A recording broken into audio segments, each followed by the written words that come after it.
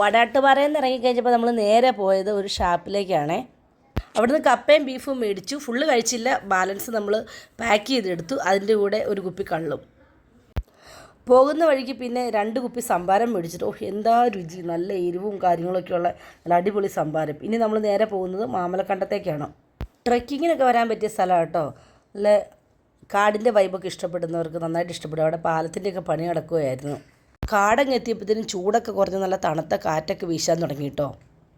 AC ഇട്ടിട്ട് കാറിലിരിക്കേണ്ട ആവശ്യമൊന്നുമില്ല, നല്ല അടിപൊളി തണുപ്പ്. മാമലക്കണ്ടത്ത് ഇങ്ങനെ പ്രത്യേകിച്ച് കാണാനുള്ളതായിട്ടൊന്നും എനിക്ക് തോന്നിയില്ല. എനിക്ക് കാണാൻ ആഗ്രഹമുള്ളത് മാമലക്കണ്ടം സ്കൂളായിരുന്നേ. സ്വന്തമായിട്ട് വെള്ളച്ചാട്ടമുള്ള കേരളത്തിലെ ഏക ഒരു സ്കൂള്. പക്ഷേ നമ്മൾ പോയ സമയം ശരിയല്ലായിരുന്നു.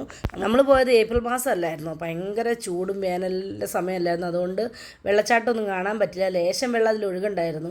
ജൂൺ ജൂലൈ ഓഗസ്റ്റ് മാസങ്ങളിലൊക്കെ വന്നാൽ നന്നായിട്ട് വെള്ളം കാണാൻ പറ്റും. പിന്നെ നമ്മൾ അവിടെ നിന്ന് ഐസ്ക്രീമൊക്കെ കഴിച്ചിട്ട് തിരിച്ചിറങ്ങി.